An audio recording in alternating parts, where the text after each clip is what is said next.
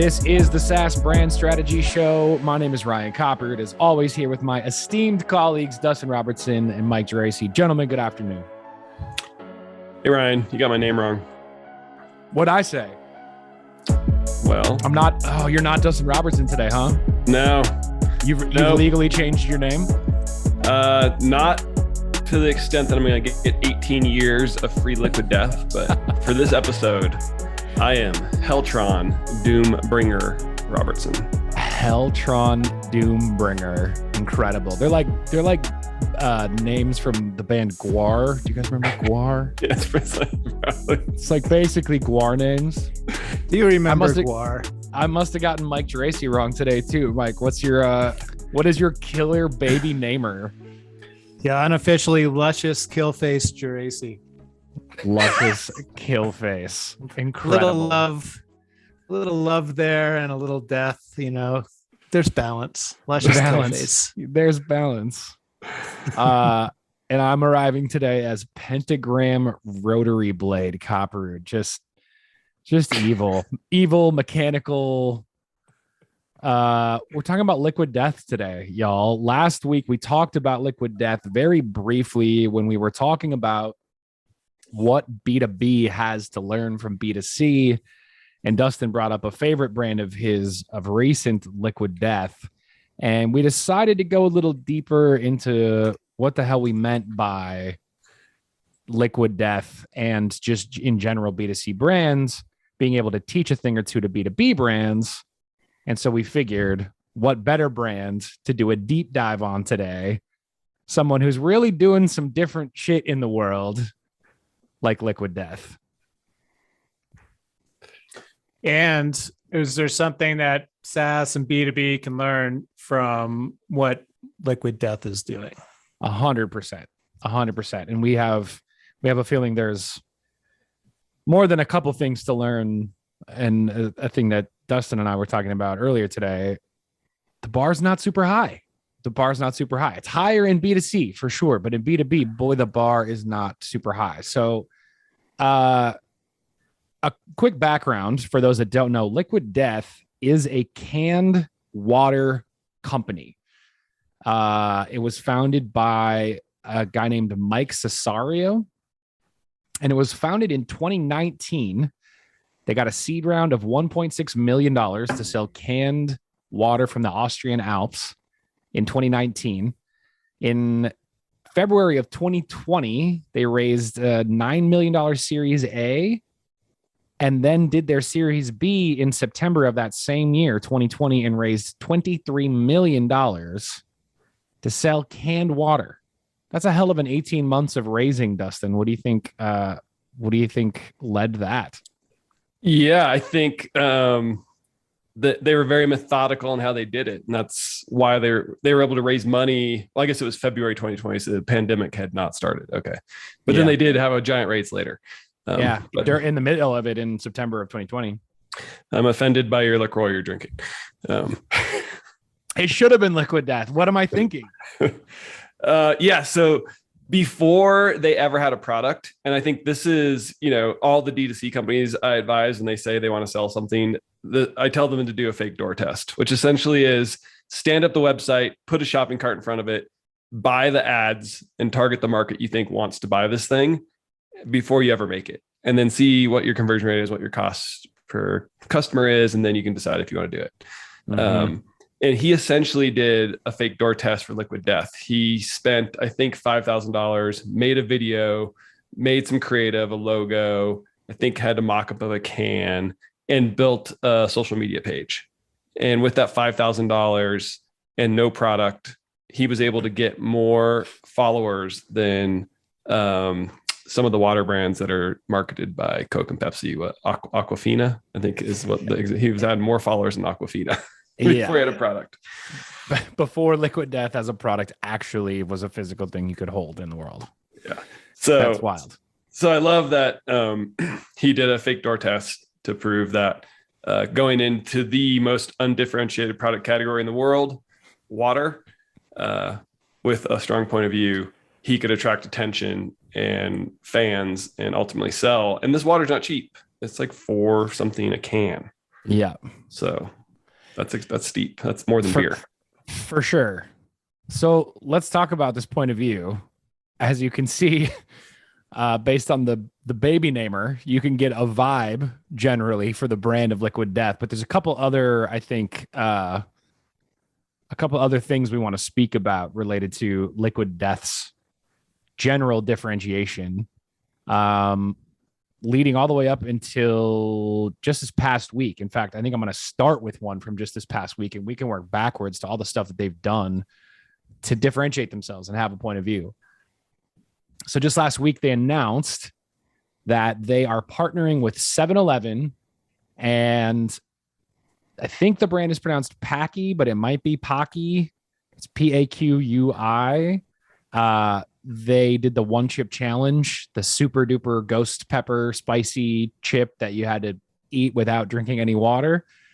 They're teaming up with them to do, if you're a points member at 7-Eleven, for $3, you can get a slice of 7-Eleven pizza topped with their 11 pepper sauce, a 2-ounce bag of the Packy Haunted Ghost Pepper chips, and a can of Liquid Death mountain water to wash it down.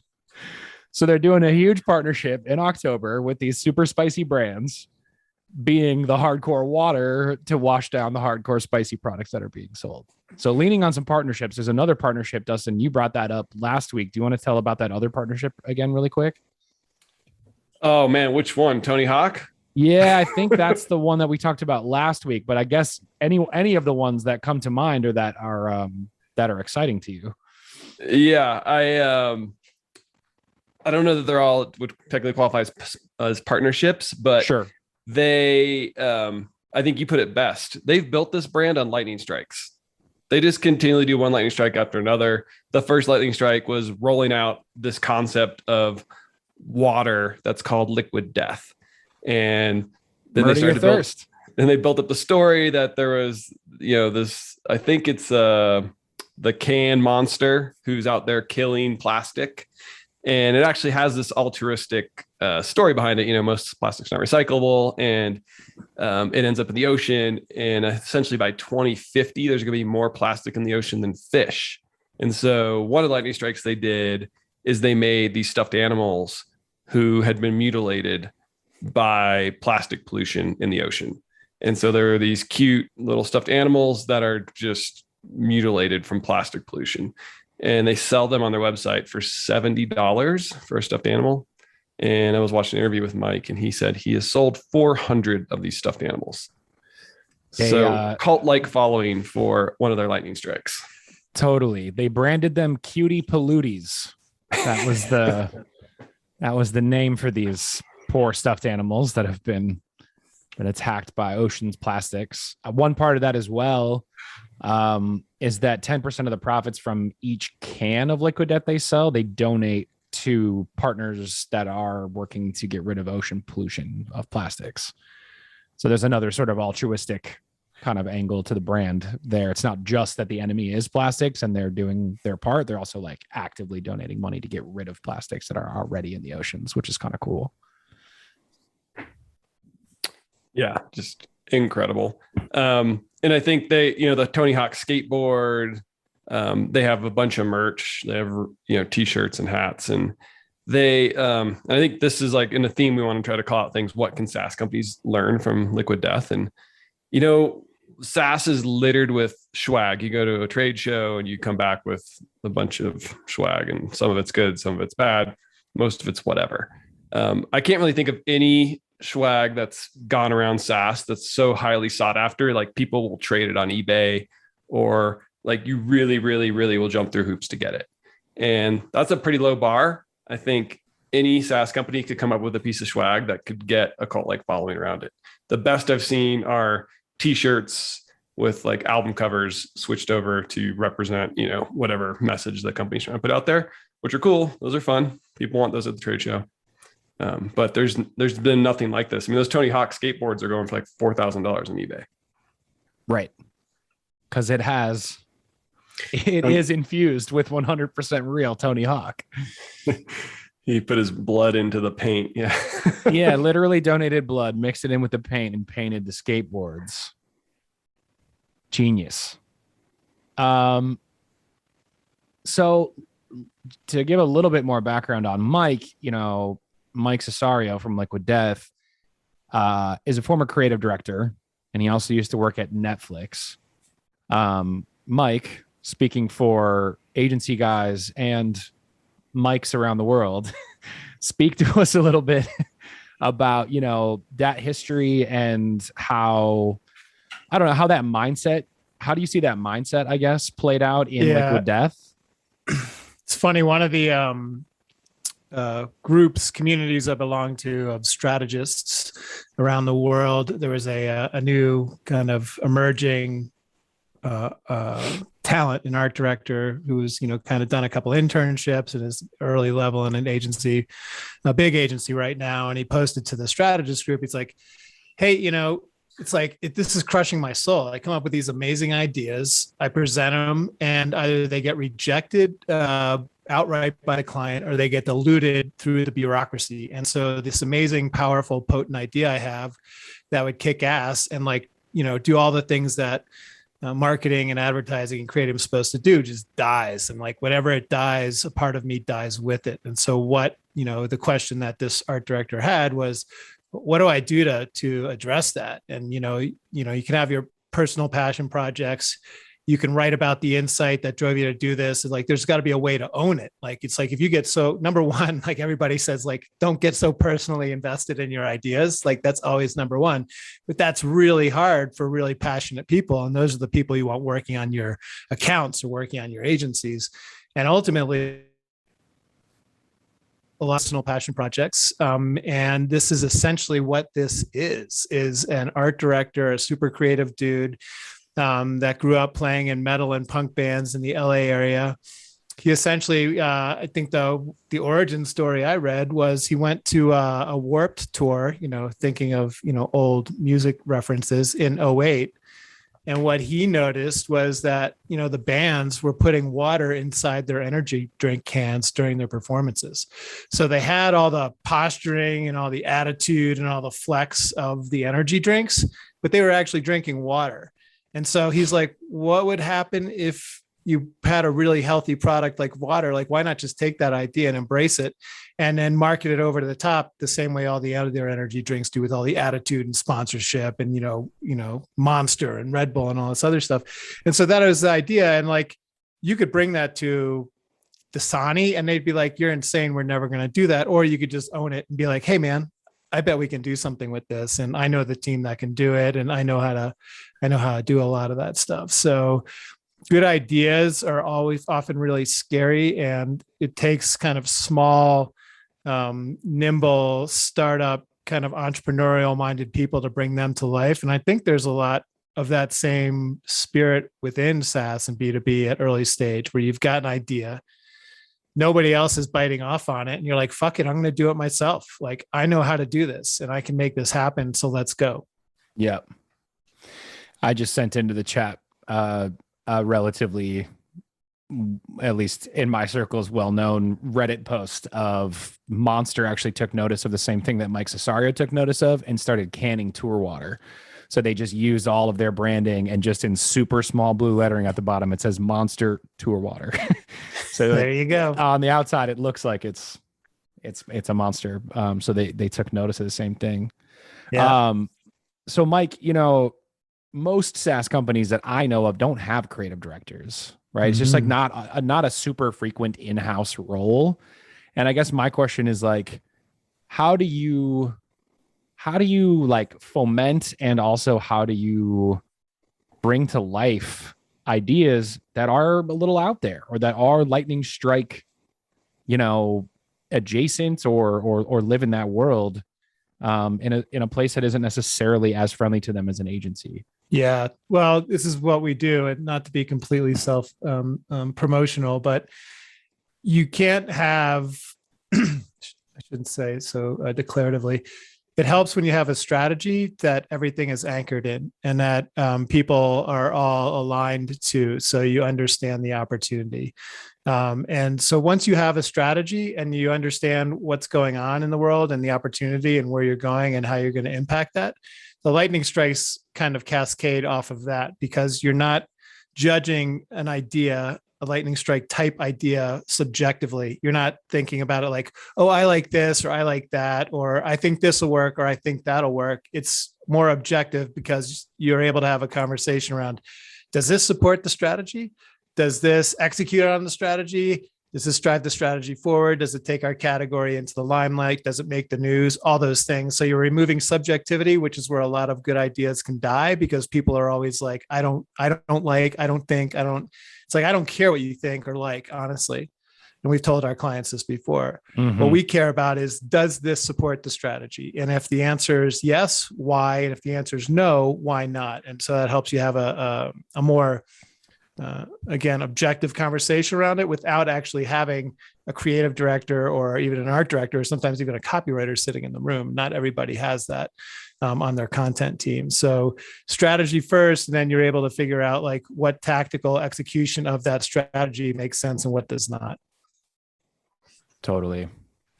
One of the things it makes me think of too, we talk about, Liquid Death has only been around for 2.5, under 3 years now.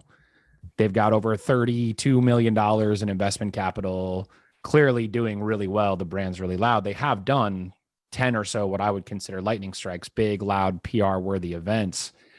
And it reminds me of one of the quotes I saw. Mike Cesario got interviewed in Adweek, and he said, our approach is always, we don't know anything. We don't know what's going to work. The thing we think is going to work doesn't. And I thought that was an interesting statement just around the concept of like persistence, like you can't just do one lightning strike and go, we're going to be famous now. And if we don't, we've failed in our strategy. We've failed in our business. It's like the concept behind big ideas is that they don't always work exactly the same way you envision them. And so I think there's a persistence level of continuing to knock on that door over and over and over again and keep pushing the envelope, keep leading with your different, no matter what you're doing, that I think is critical to like all of that work paying off. I think their collection of lightning strikes is really a great embodiment of their point of view and how they're trying to pay it off. So no single one of them, whether it was the baby namer, the greatest hates volume 1 and 2, they made an album of all of their hate reviews. It's amazing. So funny. Hard rock, punk rock. There's the volume 1 is like death metal. So that one's a little tough to listen to if you're not into that. Volume 2 is like pop punk though. And they did get like Alkaline Trio and Rise Against to write the songs. So those are, and my favorite one is, I thought this was alcohol. We'll link to all of these lightning strike things in the show notes. They're super pissed when they buy it. It's water. Greatest hates. The story. So they have a manifesto on the website, a manifesto on the can that's super strong. I think that itself was a lightning strike. And then they just continue to do them, and they don't kill them. They're not gone. You can find them all out there. Right. And I think that's why it's working. And so when he says we don't know what's going to work, like, yes, did the killer baby namer have the impact they wanted it to? Maybe it didn't, but it's still in themes with everything they do, and it brings the whole story together. Yes. And it's just a hilarious thing to go mess around with. There's also, I'm seeing a link on the site that says Time Waster 5000, which I haven't gone into that, but I'm tempted. But it seems like it would probably continue to pay off the same promise. Yeah. And I think that's a way better way of saying, I think what I meant, Dustin, is like no one individual thing is necessarily going to do it. And I think that's a thing that leadership has to be able to buy into as well, right? Which is like, we're going to try stuff over and over again, and no one single thing is going to be attributable to a raise or to, a huge amount of leads, or it might, but also might not. But that's not really the point. The point is that we continue to make very, very loud, very, very clear who we are, what we do, and why it's different from everyone else. If you do enough of those things, to your point, Dustin, there's a catalog that exists out there that will help people fully understand the breadth of like who you are and why, in fact, you are different. Yeah. I'm just kind of thinking back. So we're going to do a lightning strike with one of our clients for Q1, and framing it up in the frame of this conversation. We didn't hang it out there very far. It's a great idea and it's going to work great, and it's been done before. But man, it's pretty safe. Sure.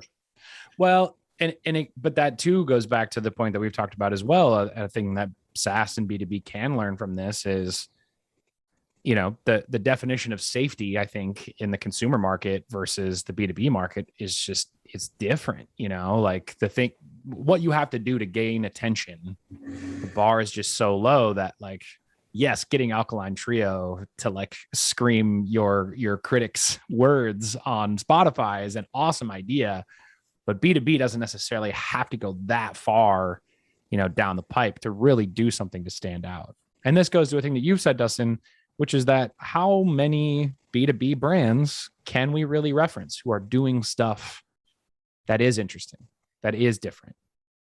Yeah. To some level, what you said at the start is, there's a low bar, which is exactly right. It's all relative. How much noise do you need to make in the market?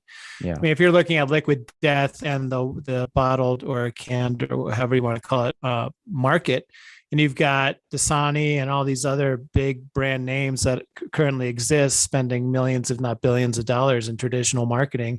And you come around and do this judo move with negative messaging and anti-hero positioning and all this other stuff that kind of, the contrast that exists there is so huge.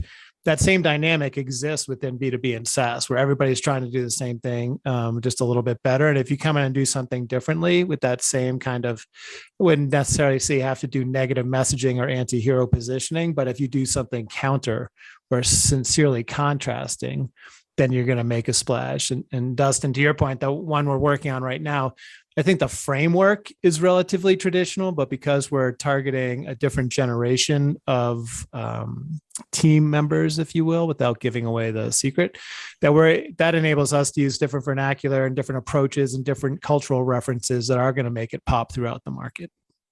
Yeah, we can definitely still influence and make it edgy, but but the bar is so low. We were kind of, Mike, you've been challenging us to find other examples besides Drift, who's kind of led with a different point of view.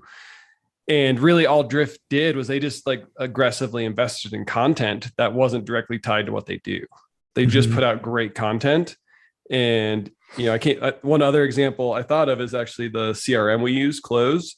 So Stelly, the founder, he launched that brand by just dumping out really good content. Like he put out tons and tons of really good sales content, and then, tied it back to like, hey, and I have the CRM that doesn't suck to use. And like, those are the only examples. You found Expensify, who ran the Super Bowl ad, which I had not seen, which seemed cool. It was creative. They spent a lot of money on it. And so we went back to their website today because they just announced they're going public, by the way. So I think that S1's out. I was like, oh, so maybe they're owning a different position. And if you go to their website, I mean, it's one of the worst I've ever seen. The homepage is an entire lead form takeover where you really can't even navigate into the site without giving them your info.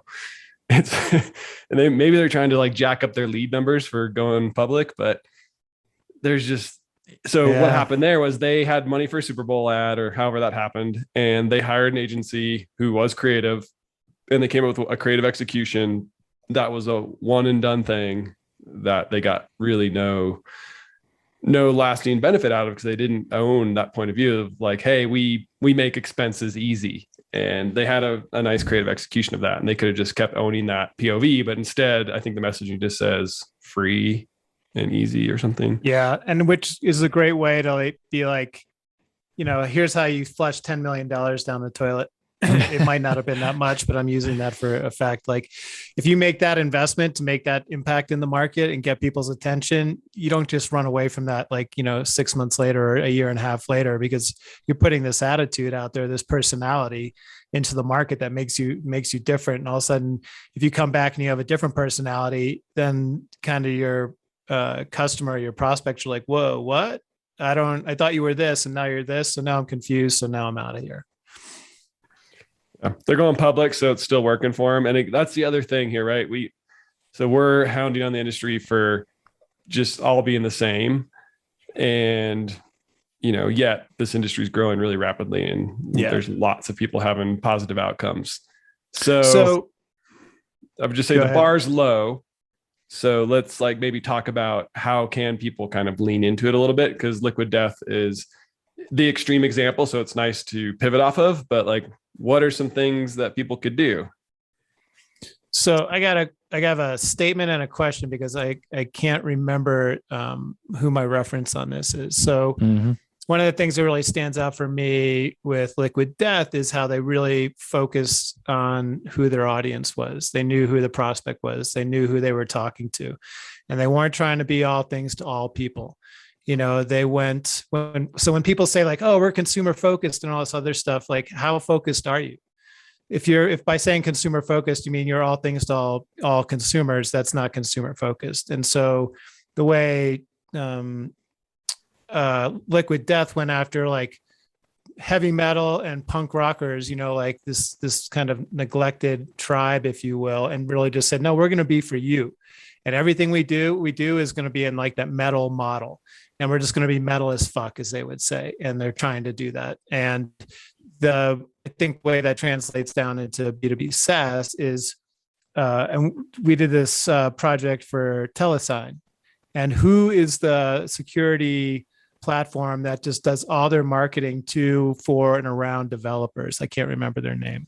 It's Twilio. They're just communications as a service, not really security focused. Got it.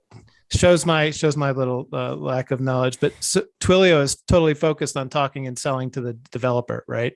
Correct. And so that's their audience. And so they're not trying to be all things to all people. They're like, no, the people that are going to work with us and get this stuff installed and get it working are the developers. And they're the ones we need go into the C level or even just the VP level and saying, no, we're going to go with Twilio. Yeah. Know your customer. It does start there. And focus on them. That's the thing.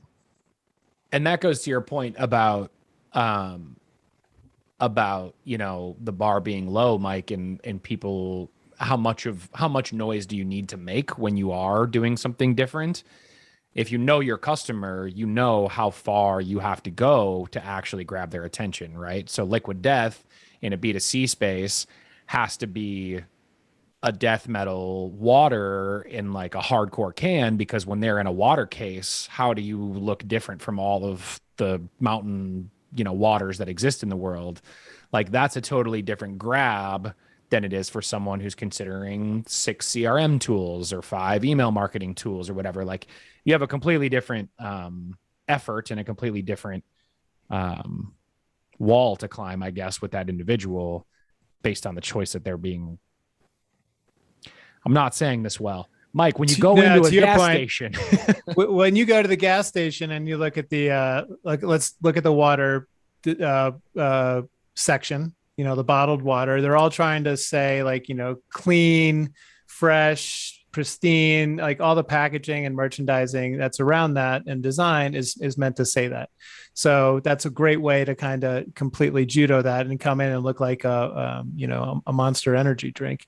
The irony is, well, and not that many people pay that much attention, but I think one of the reasons that it works is, while the packaging is saying all this amazing stuff and their stories are saying all this amazing stuff, if you turn the label over and look at the ingredients, it doesn't just say water. And so there's other things in this bottled water you're buying, and so there's some level of awareness among a certain audience that's like, yeah, you're full of shit. And then Liquid Death comes along and says like, no, we're not playing by any of those rules.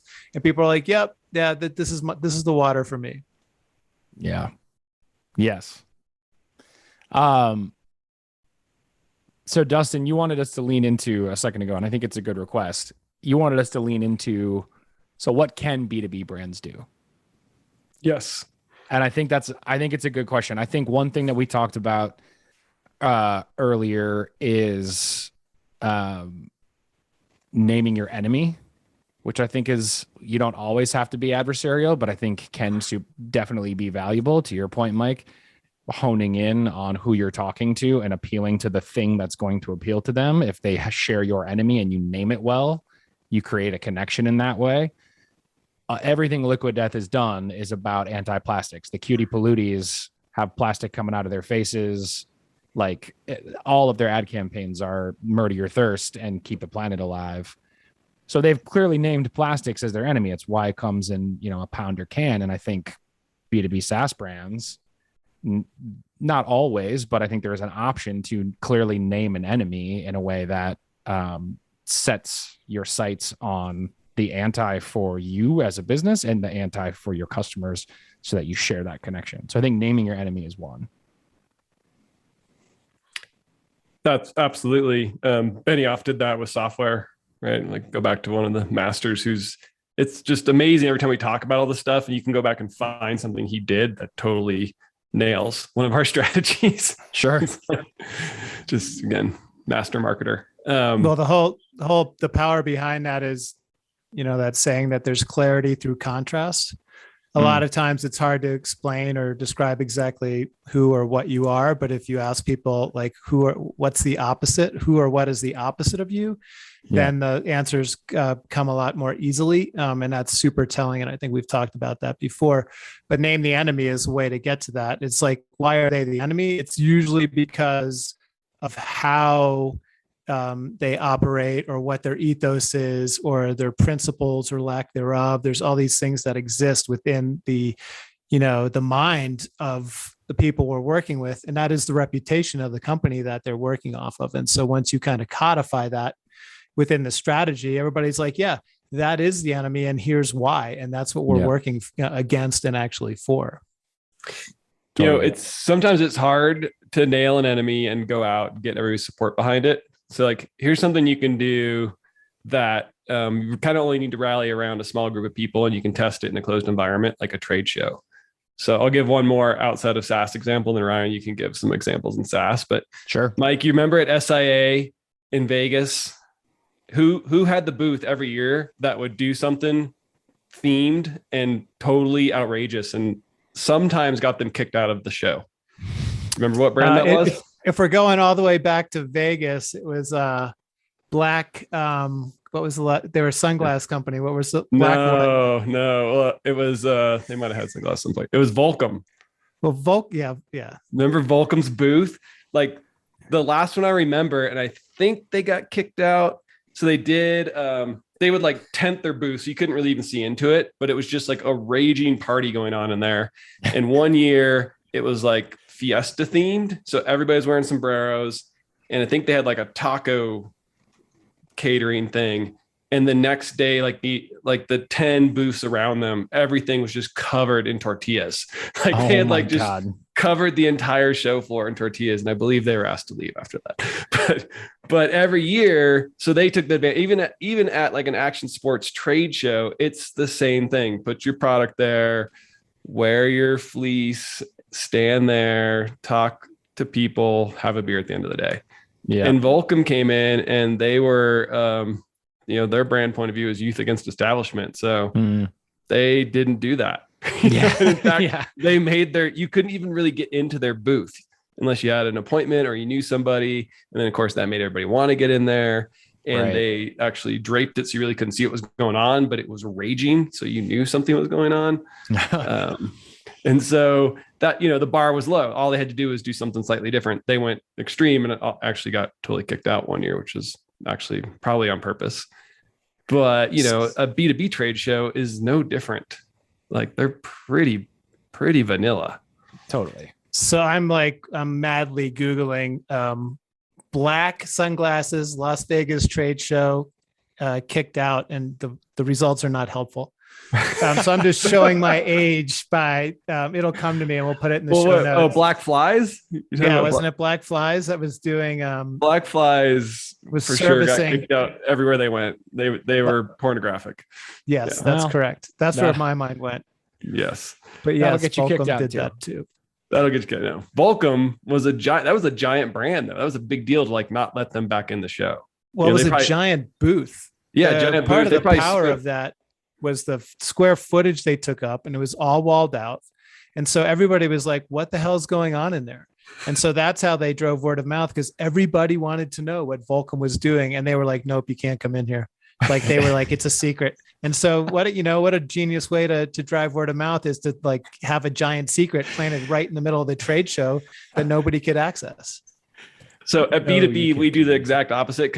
So to be clear, a retail trade show like people are coming there with appointments to see the stuff. They carry it. They want to sell it. Like there's not this, we're trying to get customers at a trade show. That's generally not how they work in retail. In B2B, the sole purpose you have a booth is to desperately get somebody to come into it. So could you imagine if you walled your booth off at a B2B trade show and just had a raging party in there and totally like didn't let everybody in? Totally. Exclusivity. I think that's the thing. And one of the things we talk about with some of our clients when they're super stressed about trade show or event dollars is they're always want, it's this whole mindset in B2B SaaS is like, I got to see attribution. I want to know I'm going to spend, $25,000 and I'm going to get 25,000 leads. And it's like, well, maybe not, but you can't think of it purely as a sales and a lead gen opportunity. You also have to think of a trade show or an event as a marketing opportunity, as a way to build your reputation in the market. Yep. Yeah. That goes back to the, how many lightning strikes does it take, and not any one of them individually is maybe necessarily going to be the thing that pops you, but all of those moments collectively will. Yep. So just one more thing I want to add on to this that I think is pretty key and applicable here is, and Dustin, you mentioned this at the beginning, that it's water, right? So it's not some secret formula or the recipe or spice or anything like that. It's water. Water's pretty boring. How do you make something boring really exciting and awesome?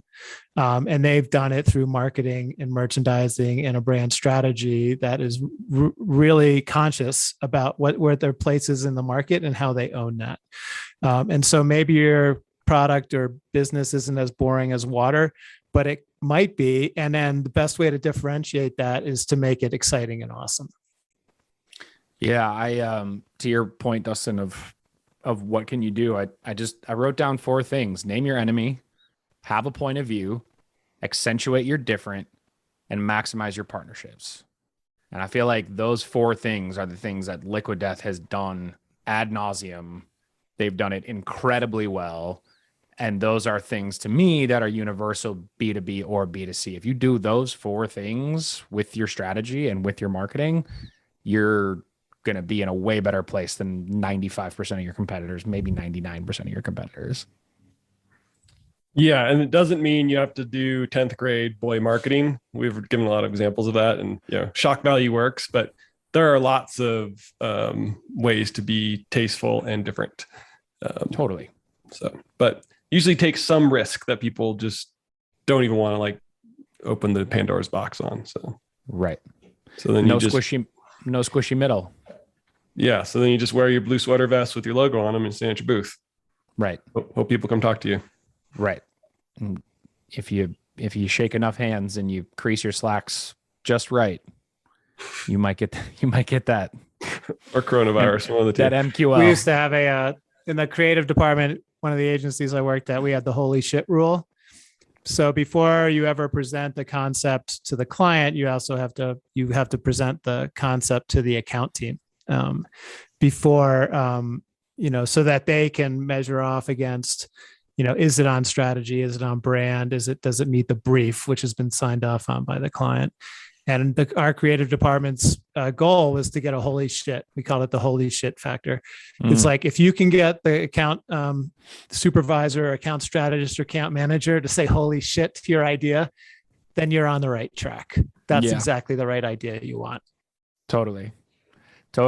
And to your point, Dustin, again, in some of these markets, if you just give away a bunch of really good free content around the thing that your customers care about, some people will go, oh, holy shit, that's super helpful. And that might be enough to differentiate you enough to get someone to come chase you down. Yeah, that's like where the bar is. The holy B2B. Shit's not, Yeah, be willing to just invest money in non-attributable activities. Yeah, that will differentiate you in B2B. Geez, the bar is low. Yes. Brand. I mean, that's brand, like just straight up brand marketing. As a brand marketer, so much of brand marketing, people still want it attributed. And it's like, that's not the point of building a brand. To be able to attribute your brand dollar for dollar to your spend is like, you're missing the entire point of creating an idea in someone's mind about who you are. Yep. Long-term investment. Right. Liquid Death's apparently was pretty short term though, because in 2.5 years they have made a whole big splash. No water pun intended. So let's, given that they are taking on investment, what do you think their end game is here? Get bought. Yeah. I So think of, kind of like go ahead. I think of a B2C example that's not super far away from this is the vitamin water story. Do y'all remember vitamin water? Mm-hmm. That whole vitamin water thing was like, 50 Cent was one of the largest investors in vitamin water, and they put a bunch of basically rappers behind it, and they were driving vitamin water trucks down the streets of New York and like having, I think, like 50 Cent concerts out of the back of them and stuff like that. And they did kind of a totally guerrilla, let's create a product, make it taste sweet, but actually have it be more or less better for you than regular water if we throw some vitamins in there. And Coca-Cola came and bought it for, I think it was literally billions of dollars. I think it's owned by TPG, this private equity firm. I only know that because they also own Backcountry. And I believe they might have sold vitamin water, but I believe they owned it. I don't know. Okay. Energy Brands Incorporated had vitamin water under it, and Coca-Cola bought Energy Brands in 2007 for $4.2 billion. Did that get so if you start looking at the valuations of all these things within like drinks, I mean, I just pulled up the thing that popped to my mind when you said that, Ryan, was Nantucket Nectars. Oh, and sure. Nantucket Nectars started as super local, what the grocery business would call hyper local product, fresh juices in the New England area.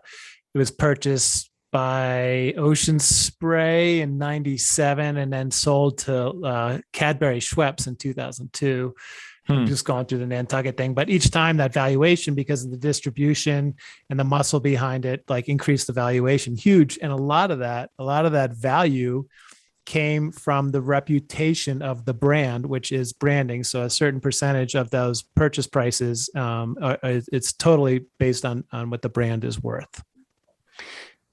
My question will be, a thing we talked about it with the Supreme example, but how much dilution happens to that brand equity that you're talking about, Mike, when you get acquired by a mega and does a brand that is so, started counterculture and has done nothing but counterculture since like Liquid Death. Are they going to have any interest in being owned by a mega and having to potentially play by some rules that they don't currently have to play by right now? Well, a more recent example would be Oatly, the oat milk brand. Oh yeah, for sure. They just got scooped up. There's plenty of, but especially within this, anyway, we're going down too far down into the drink category, but there's lots of options in there. There's an established model and framework for what you're going to do with this brand eventually. But yeah, you got to hang on to the integrity of the brand. That pattern plays out in B2B. We were talking about Marketo before we started recording. So Marketo had an incredibly strong brand, partially because you had to be trained and certified to be able to use it. And so they, instead of, letting that be a weakness, they leaned into it and made like, what was it called? Marketo Nation or something, but they had like people who were raving fans, and it became a thing like, oh, do you have a Marketo, whatever this person was called, on staff? Because if you don't, you pretty much can't use the software. Yeah. And they had user conferences, and they really ramped the brand up, and it was this purple color and people were all about it. And it got bought by Adobe 4 years ago. I'm probably wrong. 3, I don't know. It got bought by Adobe.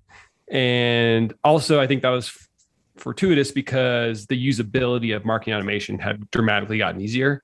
And so I don't know how Marketo was going to compete in this new world, but these once strong SaaS brands get bought by these now software conglomerates, and they just kind of go and live out their lives on it's like a retirement home for these once cool brands, because you really haven't heard anybody talk about Marketo other than them uninstalling it. It's about the only time it comes up in my conversations.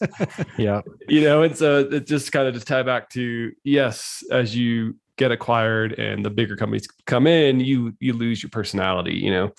the CMO, the founders, they're all gone. Everybody who cared about that. Now you're inside Adobe, and Adobe's got a certain way of doing things. And hey, not knocking Adobe, they've done great.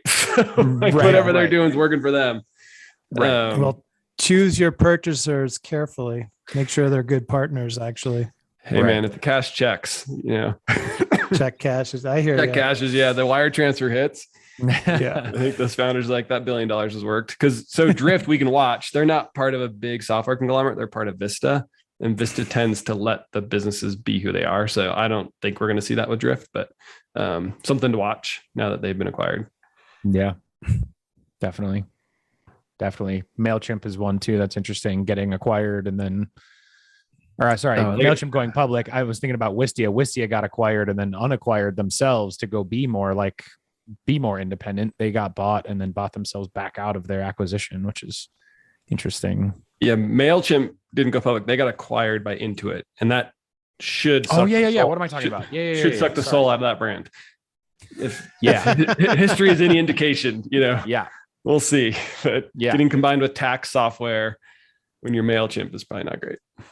But again, that's another situation where I go, the terms of that acquisition, if I'm any of the founders of MailChimp, has to be like, you can't do that to us. Like, you just can't. It's going to kill us. You're going to lose money on your investment. I mean, I don't know. I would think they would know, particularly somebody like MailChimp who's done everything on their own to get to here. I mean, they've never taken on $1 of investment capital to get to where they are. I feel like you could look into it and be like, clearly we get what we're doing if we made it to this point, I don't know. Let's watch. Yeah, we'll watch. Those founders each walked off with, $5-7 billion, something like that. Right. Into the sunset, into the moonset.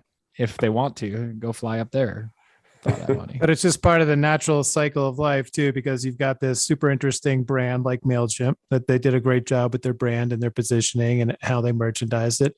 Right. And if the life's going to get, they were already losing a bit of their punch because of product line expansion. They were, lost a little bit of their focus. I know how they kept wrapping it up, but it's like when one big, famous brand falls, it creates room for another. It's just like trees in the forest. Right. And so maybe that position can be ownable by some other upstart that can come along and be like, no, we're not the owners that didn't give any of our employees equity in this deal. We're actually cooler than that. And maybe you should switch to us. We'll that was kind of a jab there. That the founders little bit. The argument is all of those people voluntarily worked there without equity. So 100%. Maybe they were paid. Not arguing. I will compare it to when I worked with PowerBar, and PowerBar was bought by Nestle, and PowerBar was 100% owned by the two original founders. When those checks came in, they cut checks to all the employees based on how long they had worked within in the company. And then those employees, when they went and moved on and along into the world and all these other corporations, they still loved PowerBar for as much as it was and for how much Nestle messed it up. Yeah, so I guess I'm hating on buyers right now for messing things up. Quit messing things up. Yeah. Right on. All right. That sounds like an episode to me. Gentlemen, fun exploring a brand like Liquid Death with you. I think brand deep dives are becoming more fun just in general. The PFL deep dive was fun. This one is fun. I feel like we should keep doing these. Yeah, and just one final takeaway to your point, Ryan. Once you break down that wall and do something different, that's kind of that bends what is considered normal within the category, it gives you permission to do all sorts of other stuff. Sometimes the first one's the hardest, but once you put your attitude out there, all of a sudden it's like, oh, well, we have permission to do all sorts of things now because of how kind of anti-hero we are, just counterculture we are. Right. And that's a sustainable position in the market. You can keep investing in that and own that position because you've taken that first step to knock down that wall. Yeah, absolutely. I love it. All right, gents. Appreciate your time. Appreciate your brains. Thanks, Ryan. As always, it's a SaaS Brand Strategy Show. If you want to know more about us or what we do, you can always go to drmg.co. That's drmg.co and learn a little bit more about who we are and what we do. in the comments of wherever you might be listening to this, YouTube or otherwise. Let us know if there's any brands you think deserve a deep dive. We'd love to hear B2B or B2C. Let us know what you think, and we'll be happy to consider them. So thanks for listening. Thanks for your time, gents. As always, we'll see you next week.